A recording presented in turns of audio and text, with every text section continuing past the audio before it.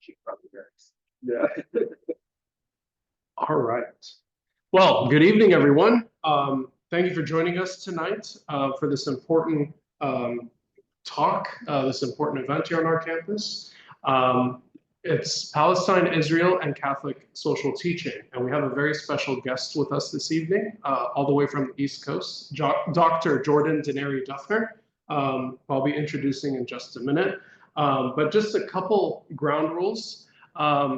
For our students especially, but also for our faculty and staff, it's good to remind us all of the Lions Code that we all adhere to here at LMU, which emphasizes mutual respect and engaging in academic discourse with openness and curiosity and seeking to understand.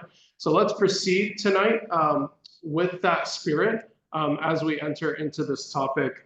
This evening, we may hear some perspectives that we don't agree with, and that's okay, but it's important for us to engage critically with one another, seeking to mutually understand where we're coming from, all with mutual respect. So just a friendly reminder for us all. And one last thing, our presenter will be speaking, and we'll give her presentation, and then we will have time for a Q&A afterwards. I have some flashcards and I'll be walking around through the auditorium, and I have some pens as well. So if you have questions that come up, a question that you'd like to ask our presenter, please feel free to write it on the flashcard and then you can give it back to me. And I'll be reading them back to our presenter during the Q&A portion of the talk. So once again, thank you all for joining us. And let me introduce our speaker.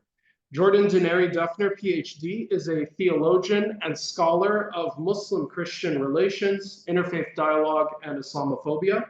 She is a member of the Catholic Advisory Council of Churches for Middle East Peace, and in 2023 was appointed a member of the National Catholic Muslim Dialogue by the U.S. Conference of Catholic Bishops. She is the author of 2 award-winning books on Muslim-Christian relations, and is working on a new book about Pope Francis and Islam. Last year, she was named an emerging leader for justice by the Ignatian Solidarity Network. She currently teaches as an adjunct faculty member in the theology department at Georgetown University, where she completed both her undergraduate and doctoral studies. She lives outside of Washington, D.C. with her husband and her 2 young kids. Let's give Dr. Duffner a round of applause, please. Jordan, the floor is yours. Thank you all so much for having me. Thank you, Kenan, for the warm welcome. As some of you may know, I was at LMU about a year ago speaking on Muslim-Christian dialogue, and it was a really wonderful visit. So I wish I could be with you in person tonight, but I'm really grateful that in this virtual space we can be together, and I look forward to the Q&A portion where I can hear from you all as well. Before I begin the formal part of my presentation, I want us to reflect for a moment on what brought us to this event today. Perhaps you have a personal connection to the Holy Land, or maybe you don't, but you're curious to learn more. Maybe you are Catholic and want to learn how we can apply our values to this issue of Israel-Palestine. But regardless of the reason, I'm really grateful you're here, because I think it's particularly important that we as American Catholics and those of us connected with Jesuit institutions take up this issue urgently. Our friends in the Holy Land, especially our fellow Christians, are really begging us to pay attention and to help. And so as we begin, I invite you to pray with me. This is a prayer that I put together. Our God, as we look to the land that we call holy, we call on you with names that come from our Muslim, Jewish, and Christian traditions. God of compassion, Ar-Rahman, embrace those who have been killed and those who are suffering. The God who sees us, El Roy, help us to see your face in each person and to see clearly the realities before us. And God of love, of agape, convert our hearts and help us to grow in empathy. Give us courage to speak and act, and empower us to do our part to work towards justice and peace in the Holy Land. Amen. I want to tell you a little bit more about myself and the organization that I'm involved in before I start my main comments. So as Kenan mentioned, I'm a member of the Catholic Advisory Council of this broader organization called Churches for Middle East Peace, or CMEP. And this is a coalition of over 30 Christian entities in the US, so denominations, congregations, things like that, that are all working together to encourage US policies that promote justice and peace in the Holy Land. And the Catholic Advisory Council of CMEP is about 3 years old, and it's made up of Catholics from around the country. It was founded by the late Jesuit, Father Drew Christensen, who many of you will probably know of. And what we, with the CAC, try to do is educate our fellow American Catholics about the situation in the Holy Land, and then to equip our communities to advocate for a just peace in Israel-Palestine. We were formed before October 7th of 2023, but our activities really have ballooned since then. We do everything from webinars sort of like this one to in-person talks at venues like the Ignatian Family Teach-In for Justice. We host other people for invited lectures. We attend vigils and demonstrations. We do a lot of writing and op-eds. And we advocate for just policy on Capitol Hill. And maybe even most importantly, we stay in contact with our friends in the Holy Land and try to amplify their voices. One of our biggest initiatives was what we called the U.S. Catholic Sign-On Letter on Israel-Palestine, which we released in May of 2024. And I imagine that some folks in the room and some folks at LMU added your names to this sign-on letter, where we basically stated sort of our Catholic values and our perspective as Catholics on the situation going on in the Holy Land, naming the suffering that exists, and talking about sort of what we believed were sort of the moral obligations that we as Catholics have in terms of things we advocate for and things like that. The Catholic Advisory Council also has a listserv where we send quarterly updates on events or things we think that Catholics should know about when it comes to Israel-Palestine. So I'm happy to share that information with Kenan after the event, and he can pass that along to folks if you're interested. In terms of my own personal connections to the Holy Land, I'm originally a Midwestern girl here in the US, so I don't have any sort of personal or family connections to the region, but I've spent some time there, and so this issue and the people of the land are really close to my heart. I was able to visit Israel-Palestine a number of times when I lived abroad in the neighboring country, Jordan, next door. Both during college and then after college. And Jordan is a really interesting place because 60% of the population is of Palestinian descent. There are a lot of Palestinian refugees who live in Jordan. And some of these refugees are our fellow Catholics from places like Bethlehem. And so when I lived in Jordan, I had the opportunity to visit Israel-Palestine a number of times. I visited sites in Israel proper, and in the West Bank. I have not been to Gaza. That's not an easy trip. It's not easy to get in to that region because of the blockade. Most recently, I went to the Holy Land in 2020, so now about 5 years ago, but it was right before the pandemic. And it was this interfaith pilgrimage that was put together by Georgetown. We were led by a rabbi, an imam who is Palestinian himself, and a couple Jesuit priests. And it was a really moving experience because together we not only were able to visit some of the holy sites that you see here on the slide, but also we saw some of the political realities on the ground and got to talk to some ordinary people who were affected by these things. So a little bit about my own connections to the region. I also want to say just broadly here at the start, I want to kind of make the case that I think Israel-Palestine really is a Catholic issue, so to speak. I think a lot of times Israel-Palestine is seen as something that Catholics can maybe take a back seat on.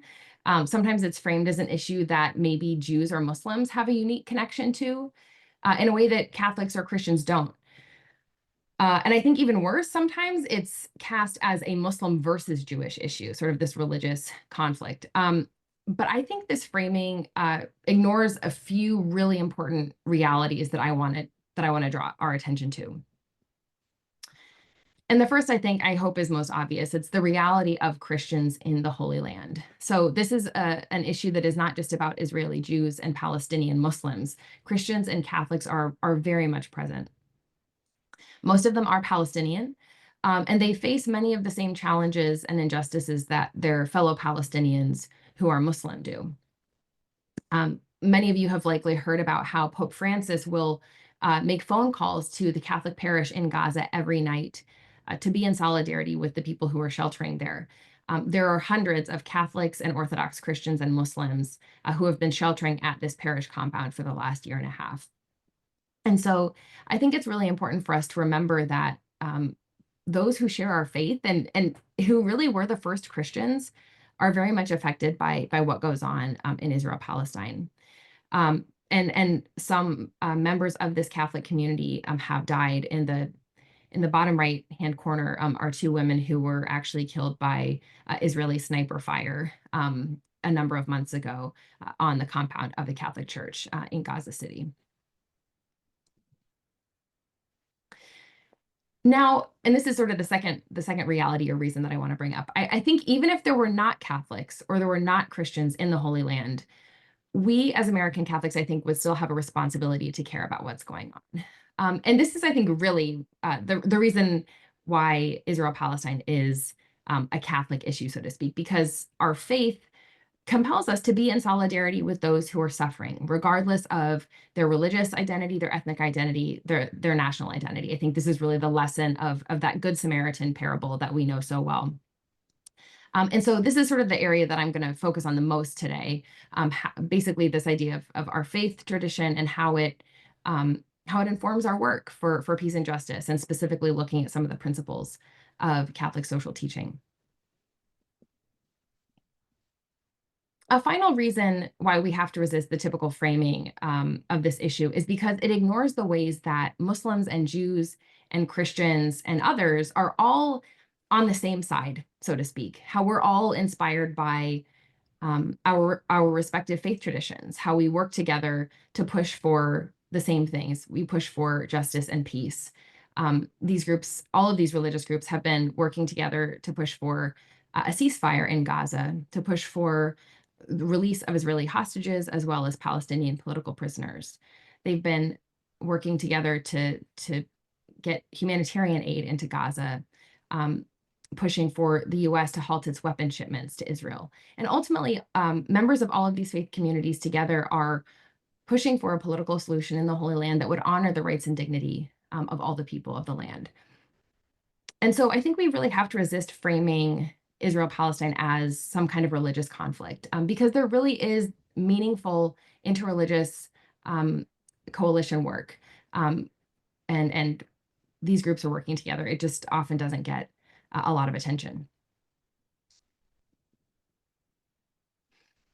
To orient us to the region itself, because I think some of you may not know the map in detail, here is what we call Israel-Palestine. So we see Israel proper, we see the Palestinian territories, the West Bank and Gaza, and we see Jerusalem. Some of the city of Jerusalem is in Israel proper, but the eastern part of the city, known as East Jerusalem, is in the West Bank, but is currently annexed and controlled by Israel.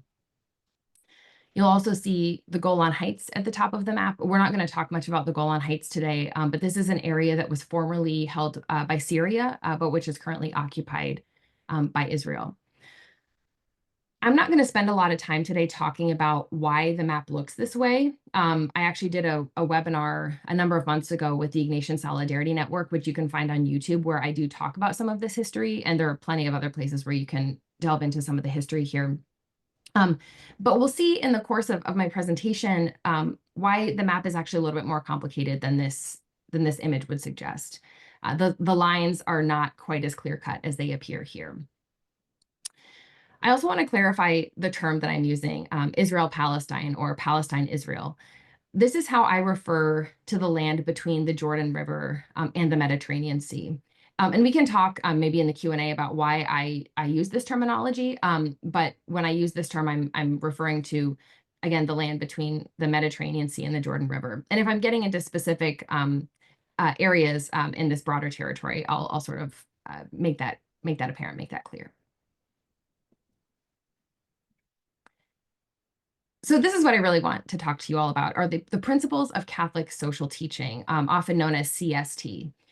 And this is a body of Catholic Church teaching that looks at how our faith is to be lived out in and through our relationships with other people. As John Paul II once said, CST is about the crossroads where Christian life and conscience come into contact with the real world. So CST is this really large body of work. It's papal encyclicals, Vatican documents, documents issued by local bishops' conferences. And it deals with everything from labor, economic justice, racism, the environment, migration, all these different issues. And so scholars and practitioners, and even our popes over the years, have identified some core themes or some core principles that run through this very detailed teaching that we can then take and apply to new or emerging issues. And so what I'm going to do is highlight a few of these principles and how they can help us to better understand the situation in Israel-Palestine, and then sort of discern our own role as Catholics as what we're supposed to, what we're called to do. CST is a really helpful tool because it helps us to see, to judge, and to act. I see CST as a lens, as a measuring stick, and again, as a tool. And it's also very sort of motivating and inspiring, helping us to discern what our role is in all of this.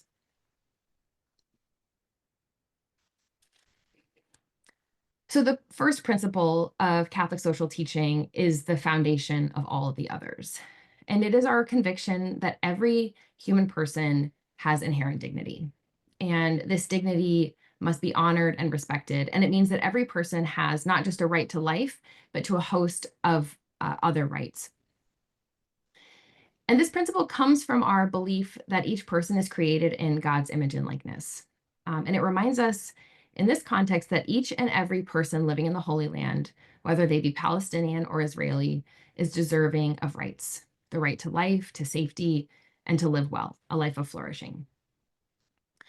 I think it's important to say that this principle is also held by other Christians and our Jewish and our Muslim friends. They might articulate this principle, this value differently, but it is an important and core moral value that we all share. And this principle is really fundamental for Catholic social teaching. It informs all of the subsequent ideas of Catholic social teaching.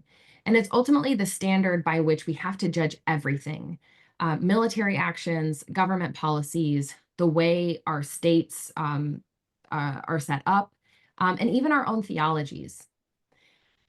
And I think, it goes without saying that when it comes to Israel-Palestine over the last 16 months, or the last year and a half really now, this principle has been forgotten and ignored by many, especially those in positions of political power in the US, in Israel, and beyond. And the negligence of this principle has had devastating and deadly consequences. And so I want to talk about some of the ways that this principle has been ignored or violated since October of 2023. The death toll in Gaza since October 2023 is at least 50,000 Palestinians. We just hit this milestone recently. The majority of those killed have been civilians, around 70% being women and children. They have been killed in what has been a largely indiscriminate and unprecedented military bombing campaign by Israel, in addition to a ground incursion by the Israeli military. Now, Israel says that it is targeting Hamas, which is the ruling entity in this Palestinian enclave, but Israel's bombing campaign has killed mostly civilians. And I'm going to say more about the crisis in Gaza in a moment. Israel's assaults on Gaza comes in the wake of October 7th, 2023, when Hamas and other armed groups from Gaza attacked southern Israel, as I'm sure many of you know. They targeted both military installations and civilian communities. About 1,200 people, mostly civilians, were killed in this attack, and Hamas took about 240 people hostage. Some of them were killed, and then some of them have been released. Hamas has also sent rockets into Israel. Many of these are fairly small and are intercepted by Israel's missile defense system. But it has meant that Israelis in both the north and the south of the country have had to evacuate due to some of this rocket fire from Hamas and also from the Hezbollah group in southern Lebanon. Before I get into some more of these details, I want to just linger for a moment on the faces of some of those who have been killed in Israel and in Gaza since October 7th of 2023. Because when we say that human dignity is a value, we're not just talking about an idea, but we're talking about these faces and these people and so many others whose photos I couldn't include on a single slide.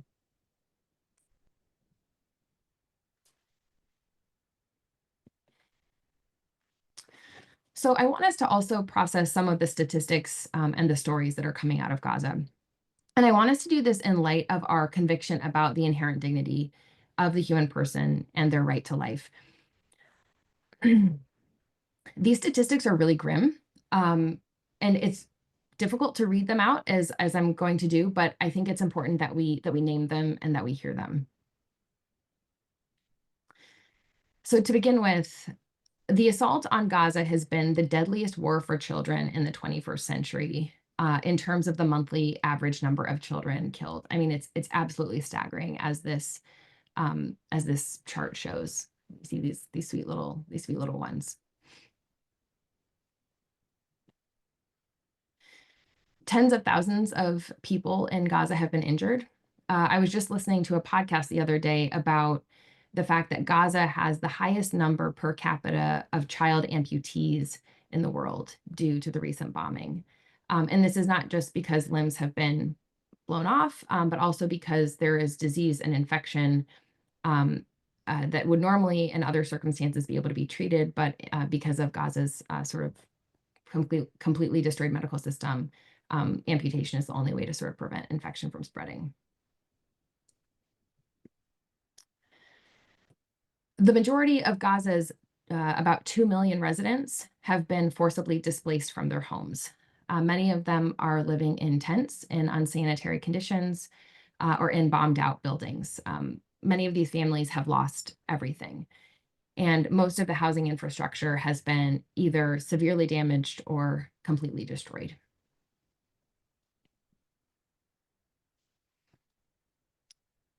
There's a massive humanitarian crisis in Gaza. Israel has barred access to basic necessities in Gaza for long stretches of time, things like food, water, medical care, adequate shelter, electricity, fuel, internet, and phone. This might be a little bit confusing because though Hamas has been the ruling party in Gaza, Israel has control over what comes in and what comes out. There has been a blockade on Gaza for the last about 15 years or so that's done by Israel, and then with also the involvement of Egypt at the southern border of Gaza. And so Gaza was really struggling even before this latest round of violence. Most people in Gaza cannot leave. They're basically trapped in this situation. There was a time during the beginning of this recent part of the conflict that people were able to leave out of through Egypt, but the border has since been sealed by Israel. We see things like starvation, disease. All the universities in Gaza have been damaged by the Israeli bombing campaign, and many hospitals have been targeted too. Gaza has been the deadliest war zone for journalists ever recorded. A study recently came out that found that more journalists have been killed in Gaza than in both world wars, the Vietnam War, the wars in Yugoslavia, and the US war in Afghanistan combined. And there are also reports of aid workers being directly targeted by Israeli bombs and snipers too.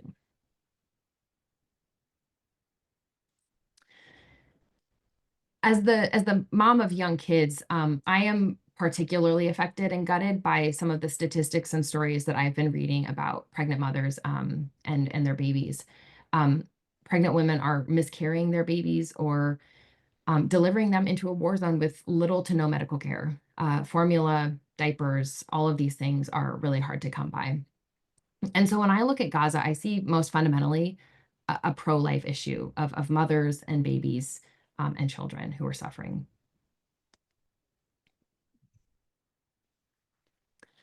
So all of these stats, all of these things that I've just mentioned are the reason why many human rights observers and scholars call what is happening in Gaza a genocide.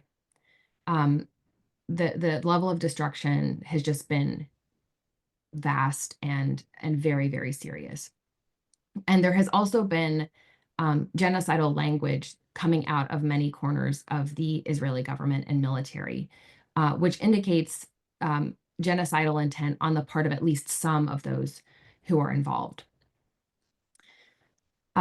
Some also sort of ask this question, whether or not Israel's war in Gaza is a just war.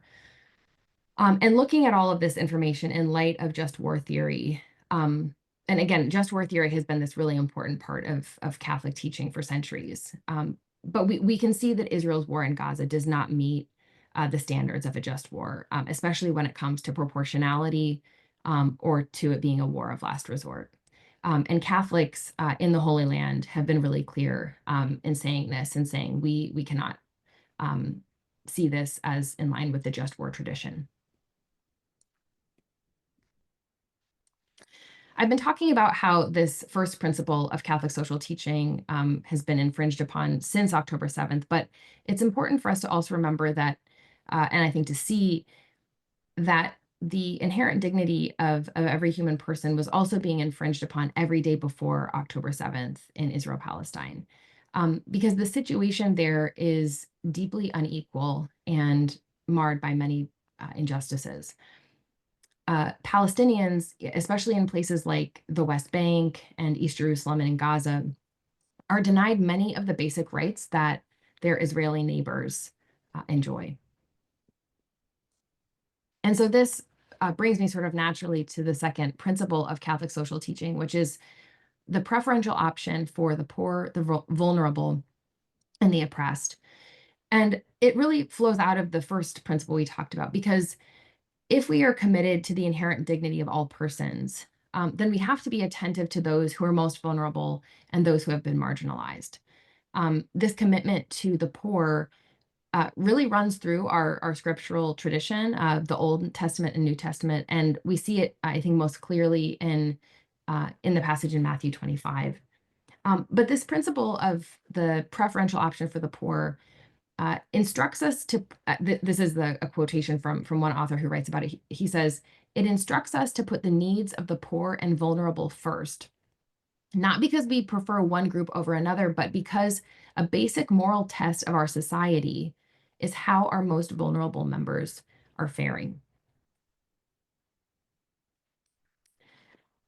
In the Holy Land, in Israel-Palestine, Palestinians are bearing the brunt of what is an unequal system. There's a political reality that amounts to discrimination and to structural violence.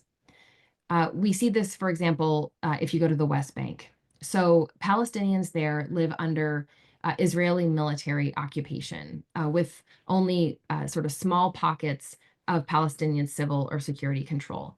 In the West Bank, Palestinians are a stateless population, and they are denied many basic rights.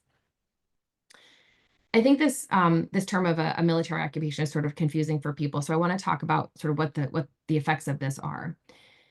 So the Israeli occupation means that Palestinians are subjected to a different justice system.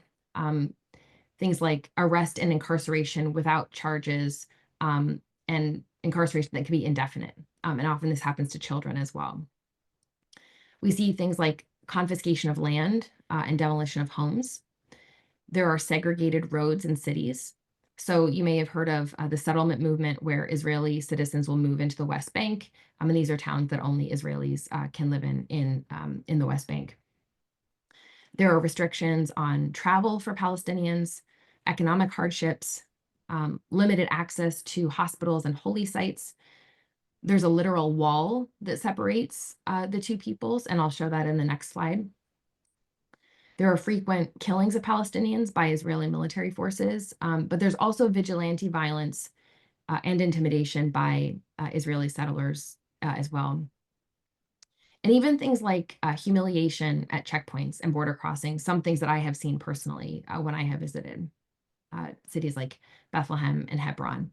And these are realities that don't often make the news because it's not bombs dropping from the sky, but these are really deep and lasting issues that have been going on for quite some time.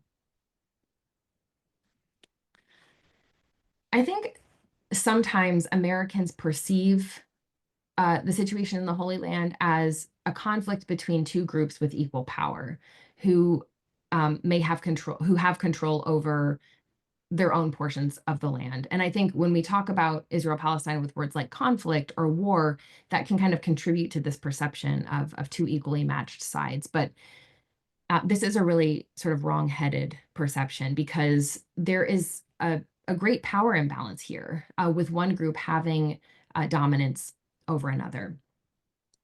And so what we see in the current situation is a de facto one state in which Israel controls both Israel proper, but also the Palestinian territories. Palestinians are treated differently than their Jewish Israeli neighbors and have less rights, whether in Israel proper or in the West Bank and Gaza.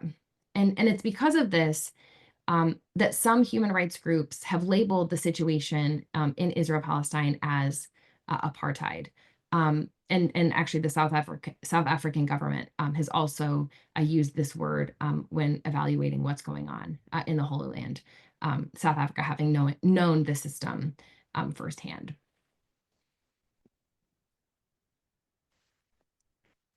Another, I think, important thing to mention in light of this principle of the preferential option for the poor has to do with the death toll that we see in Israel-Palestine. As we know, both Palestinians and Israelis have suffered tremendously from the state of affairs there. But Palestinians are often the ones bearing the brunt of the violence and death. They are killed at much, much higher rates than Israelis. And you can see that in the infographics here. And the middle one and the one on the right are actually from before the war in Gaza. These are stats from years ago. So I want to make clear that the principle of the preferential option for the poor is not about taking sides in a way that privileges one group over another. But what it does is that it compels us to be really attentive to the root causes of violence and injustice, and then to work to dismantle those imbalances of power and to build a reality that benefits everyone. And I think this is expressed really well in a statement from the former head of the Catholic Church in the Holy Land, whose name is Patriarch Emeritus Michel Sabah, and he was the first Palestinian to hold this position. But he says, "We must actively take sides, the side of justice and peace, freedom and equality. We must stand alongside all those Muslims, Jews, and Christians who seek to put an end to death and destruction.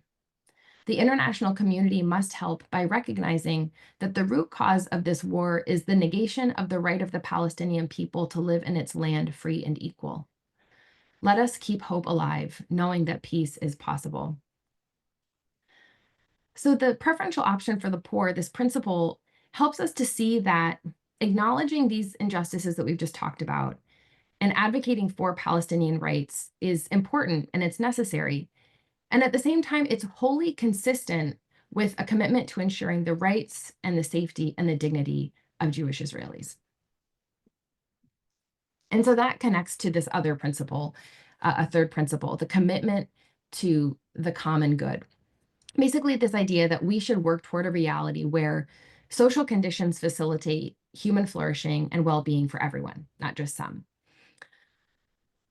So we can't simply focus on protecting Israeli life and rights at the expense of Palestinians, just as we can't focus on gaining Palestinian rights at the expense of Israelis.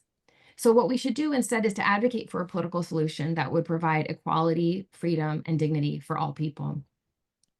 And there are some different political formations that could achieve this.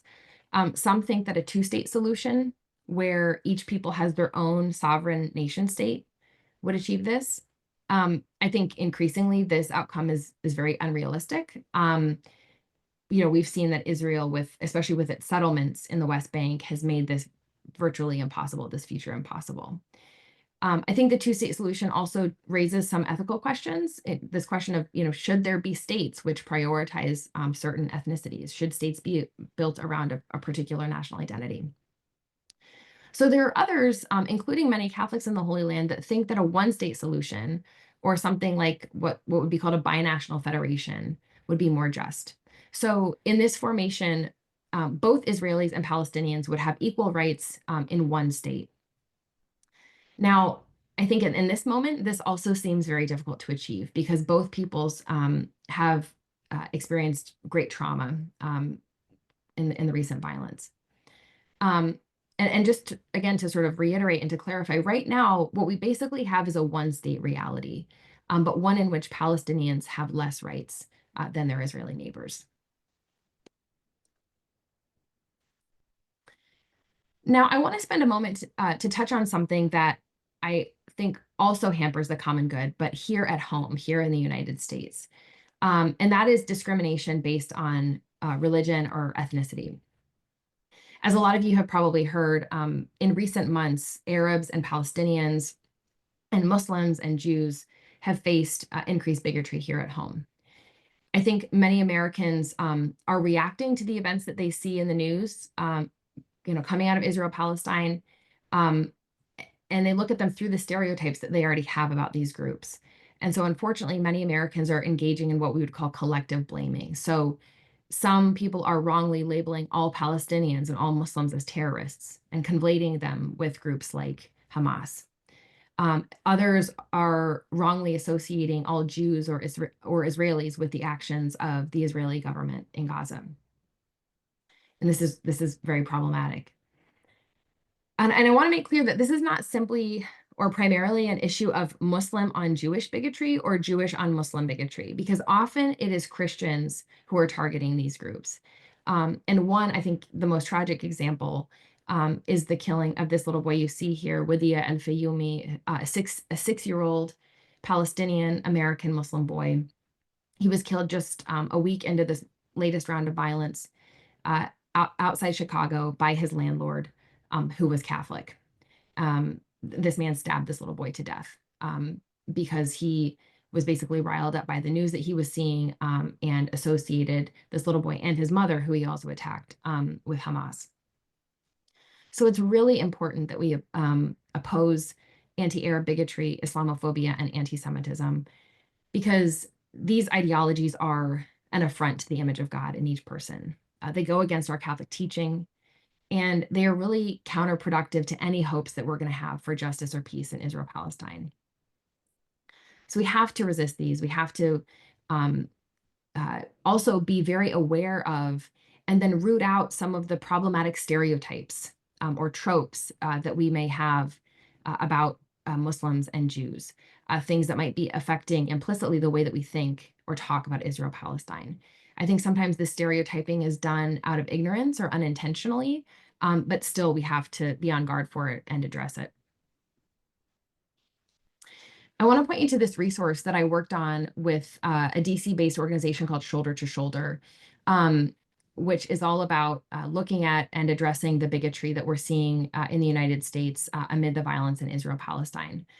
And so I would point you to this. It's written for faith leaders and others about how we can respond to and sort of prevent a lot of the bigotry that we've been seeing. And you can easily look for it online at Shoulder to Shoulder's website. So related to this, at the same time as we are seeking to resist bigotry, we have to make sure that we are using the labels of bigotry discerningly and accurately. One of the things that we're seeing right now is a lot of conflation of anti-Semitism and opposition to Zionism or actions of the state of Israel. Criticizing Israel's actions or criticizing different political ideologies of Zionism are not the same as anti-Semitism. And unfortunately, right now, a lot of prominent groups and political leaders and media outlets are conflating these things.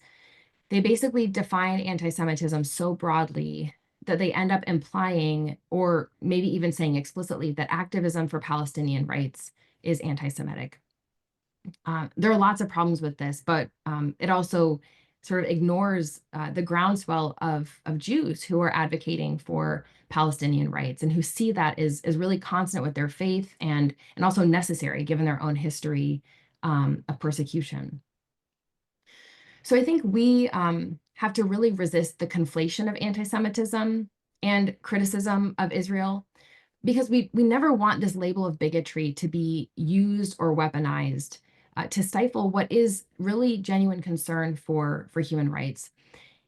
And unfortunately, I mean, this is already happening. The current presidential administration is detaining students from abroad who are here legally based on the false idea that criticizing the war in Gaza or Israel's policies is equal to anti-Semitism. And so I think at Catholic institutions, especially educational institutions, we need to be, first of all, aware that this is happening, and also make sure that we are not sort of contributing to this false notion, and that we are also supporting students in their right to speak out for Palestinian rights. And so the primer that I showed on the last slide is really meant to help us understand some of these dynamics, because I think, again, there can often be a lot of confusion about what's going on. To this end, I want to share a quote by Father David Neuhaus. He's an Israeli Jesuit who lives in Jerusalem. And he says, right now, the struggle is to try and find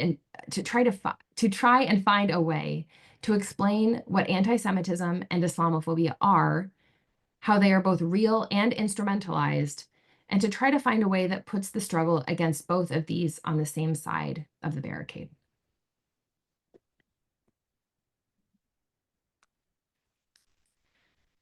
There's two other principles of Catholic social teaching that I want to talk about, and this will sort of lead me into talking about a number of sort of concrete things that we can do in reaction to some of the things that we've learned. So these two principles are solidarity and subsidiarity. The first principle of solidarity emerges out of this understanding that we as human beings are all interdependent and that we are meant to be our siblings' keeper. So it's this idea that we should walk with one another and accompany one another on the path to justice and to peace. And this idea of solidarity is often, I think, associated with undertaking maybe higher level political actions to change unjust situations. Now, on the flip side, we have this principle of subsidiarity, and that encourages us to zoom in, and it prompts us to ask, how can problems be addressed at the most local level possible? What can we do in our own local communities? And so that means that our activism is going to look different depending on the context. This principle of subsidiarity, I think, also encourages us to really listen to those who are closest to the realities on the ground. So to listen to our fellow Palestinian Christians, Palestinian and Israeli peacemakers from all faith traditions that are working for justice and peace. And so with these two principles in mind, I want to suggest several things that I think we can do. The first is simply to stay informed and to not look away, to pay attention to what's going on. One of the best ways I think we can do this is to follow Father Gabriel Romanelli on YouTube or Facebook. This is the parish priest in Gaza City, and he has actually started posting daily updates from the Catholic parish in Gaza. And so this is a really great way to sort of be aware of what's going on, especially with our fellow Catholics in Gaza. But this photo actually is not from Gaza, it's from the West Bank. So right now, the West Bank is also in crisis. You can see here that the Israeli military has destroyed parts of some of the major cities in the West Bank. West Bank Palestinians are being killed at higher rates right now than they have in a long time. And there's been very widespread displacement of Palestinians in the West Bank. The biggest displacement we've seen in decades. 40,000 Palestinians have in recent months been expelled from their homes. Observers are concerned about what they're calling the Gazification of the West Bank. This concern that Israel is using techniques that it has used in Gaza and transferring them to how it deals with the West Bank. So at the same time as all of this is happening, all of this sort of violence is happening in the West Bank, this is also having just sort of the everyday effect of economic devastation. People are running out of money. We've heard this from Palestinian Christians that we're in contact with, that there's no money. People are really struggling to make ends meet. One of the ways that you can stay informed and continue to sort of learn about what's going on is to sign up for the Catholic Advisory Council email newsletter. And again, I'll send the info to Keenan, and he can help connect you to that. I think it's also important that we reach out to our elected officials and to push for a change in U.S. policy. One of the things you can do is use the Catholic sign-on letter to guide any sort of talking points or any policy positions. Things like, again, a ceasefire. There was a ceasefire that didn't hold for very long, and now there's more and more bombing and more children being killed in Gaza. It's really kind of shocking to me that all of these asks that we have in the Catholic sign-on letter are still relevant now. This has been almost a year ago that we put this out, and all of these things still are outstanding. I also want to say in relation to this point that I think we Catholics really missed the boat with President Biden being in office.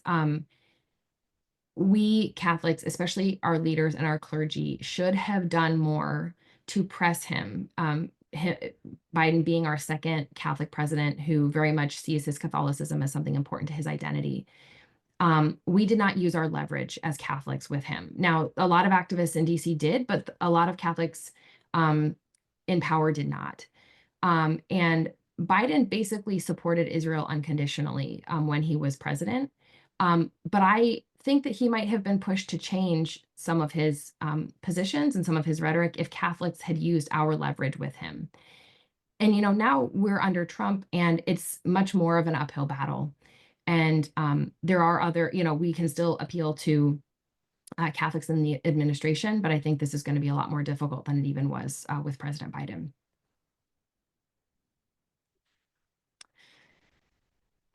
Many of you will know that U.S. tax dollars are used to supply Israel with U.S.-made bombs and other military equipment. And so this is why many Catholics and others are calling for a halt or a conditioning of U.S. weapons to Israel.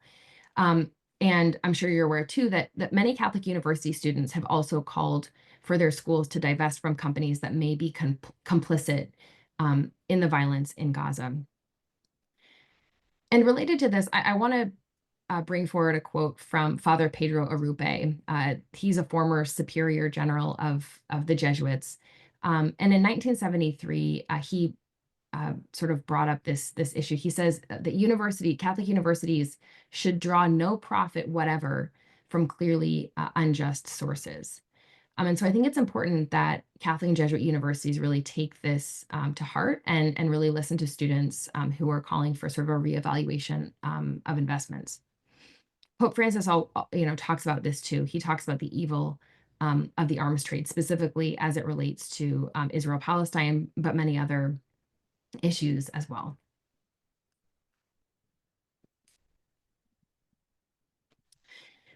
I also want to bring up a really important point made by my colleague, Julie Schumacher-Cohen, who is also on the Catholic Advisory Council with me. She just wrote this piece for NCR. And she says, it's incumbent upon Catholics to raise our voices, to keep families together from the threat of unlawful deportation, and to support free expression, the right to nonviolent protest, and due process. And she's writing about this in light of the cases that we've seen in recent weeks with Mahmoud Khalil, Badr Suri from Georgetown, Rumeysa Ozturk, and others these young adults, these students who are other members of universities who are here in the U.S. legally, but who are being detained for their political views and activism related to Israel-Palestine.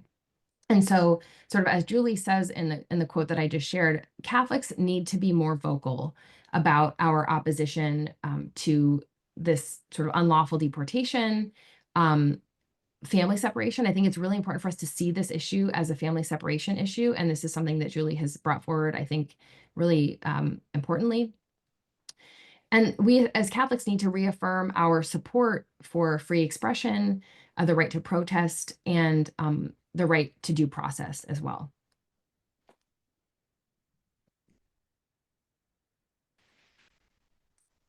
Another thing that I think we need to do in this moment is to clarify who Palestinians are. Many of them are Christian, as we've already talked about. To give some stats, there are about 50,000 Christians in the West Bank and in Jerusalem.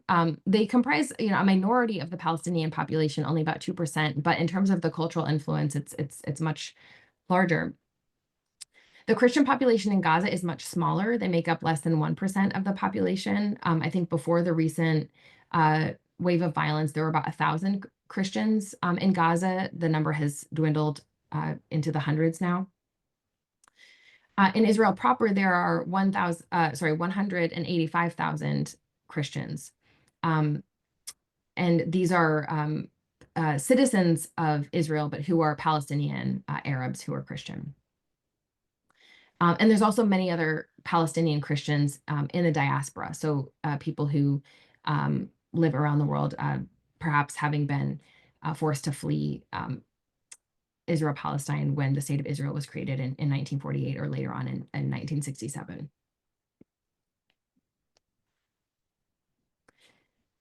It's also important that we recognize the historical suffering of different groups in the Holy Land, and then what makes people fearful. And this is true both for Palestinians and Israelis. So Palestinians today see what is happening to them in Gaza and in the West Bank as a continuation of what in Arabic is called the Nakba, or the catastrophe. So this is when 750,000, sorry, just wanted to make sure to get the number right, Palestinians were expelled from their homes during the war that led to the creation of the State of Israel in 1948. So this was a massive trauma for the Palestinian people in 1948. But the scale of death and displacement in this current wave of violence actually exceeds considerably what happened in 1948. So it's important to recognize the scale of what is going on. At the same time, we also should be attentive to the historical suffering and the contemporary fears of Israeli Jews. The attack by Hamas on October 7th was the deadliest day for Jews since the Holocaust. And so these fears and this trauma is also really palpable and really important to remember and to have compassion for and to be present to.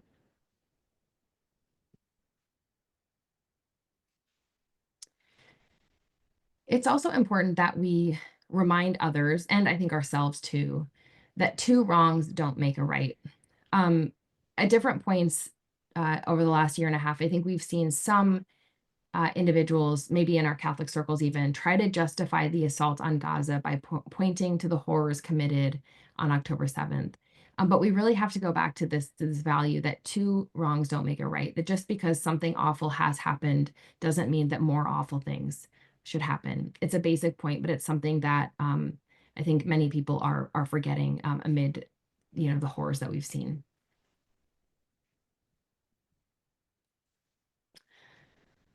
We also have to call to mind and remember that this is not a religious conflict. This is not about Muslims versus Jews. As we've talked about, this is sort of an inaccurate framing, but it also, and I think this is a huge problem as well, it allows us as Catholics and as Christians to abdicate our own responsibility. It allows us to kind of ignore our own complicity or what we maybe need to do in this situation.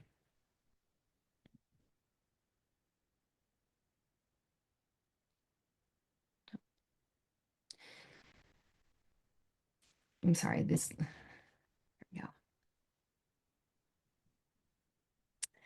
We also need to remember that criticism of governments and ideologies isn't typically bigotry. So I'm going back to our discussion before about not weaponizing the label of bigotry. This is really, really important, especially in this current moment when um, this label of bigotry is sometimes being used to silence concern for human rights.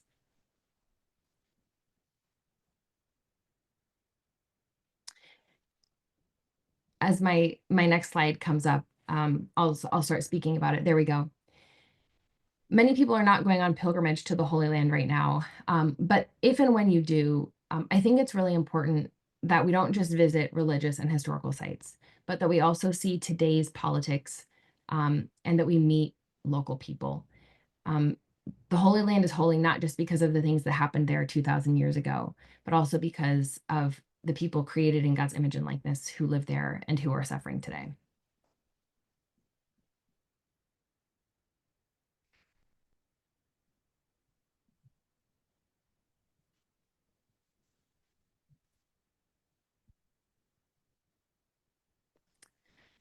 It's also important that we critically examine our political and our media discourse. We've talked a little bit already about how words like conflict and war sometimes obscure the realities of inequality that persist. It's also important that we examine our own biases, that we seek out alternative voices, ask ourselves, whose voice am I not hearing? Whose perspective have I ignored? Whose humanity have I ignored?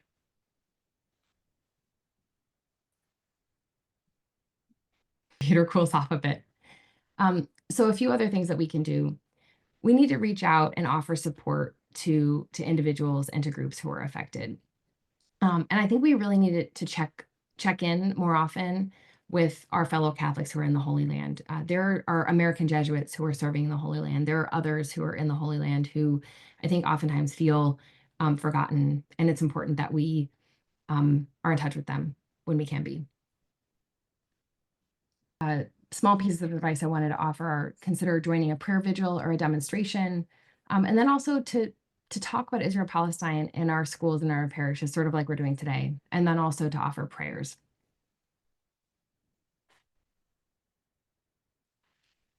Now, finally, I want to read two statements. This one is from an ecumenical group in Israel-Palestine called A Jerusalem Voice for Justice, and it was just released a few days ago at the beginning of April. It's a few paragraphs long, but I think it's eminently important, and so I'm going to take a bit of time to read it to you. We are living in a time of deep crisis. We are writing to you today because we believe that our faith is meant to shine out in times like these. As the war in Gaza continues, Israel has launched a war in the West Bank, hidden from the eyes of the world. The Israeli army is carrying out the largest displacement of Palestinians in the West Bank from their homes since 1967. According to OSHA, already over 40,000 Palestinians have been displaced and are currently living without shelter, essential services, and healthcare. In this context, we call to mind the parable Jesus told. It is one that unfolds in these very lands. A wounded man lay on the side of the road. Jesus describes those who passed by him without stopping. Reverend Martin Luther King proposed that they pass by him fearing, what will happen to me if I stop? Reverend King wrote that the Good Samaritan instead asked the question, what will happen to him if I pass by? Only the Good Samaritan acted in order to save the wounded man's life. Remembering this parable, we now wish to address three groups of people. To our brothers and sisters in Gaza, Gaza City, Khan Yunis, Rafah, and in the West Bank, in Nablus, Jenin, and Tulkaram, we refuse to simply pass by you.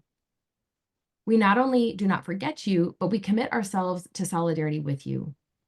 We carry you in our prayers, we cry with you, we seek to make your cries heard in a world which needs to be shaken out of its complacency. To those around the globe who see our wounds but do not speak out, we recognize your fear and we know that the stakes of speaking out now are high. Perhaps you still hope in your silence that someone else along the way will stop to help. It should be apparent by now that no one is stopping.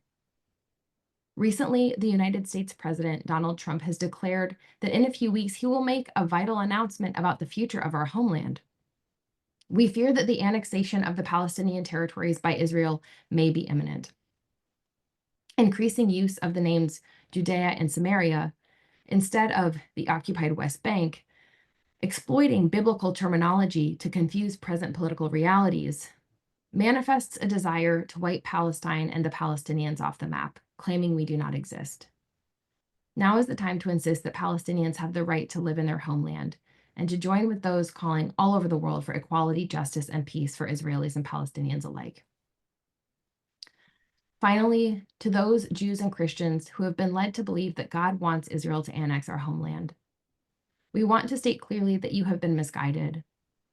All, Palestinians and Israelis, are created in the image and likeness of God. They are all equal in dignity and rights. Furthermore, our God is a God of love who abhors violence and loves all God's children. The Palestinians are your neighbor. The inviolable commandment in the word of God we share is this: love your neighbor as yourself. To expel the Palestinians from their homeland is not just an act of violence, it is sacrilege. As we approach Easter, we affirm yet again that the light shines in the darkness, and the darkness does not overcome it. What has come into being in him was life, and the life was the light of all people. The light shines in the darkness, and the darkness did not overcome it.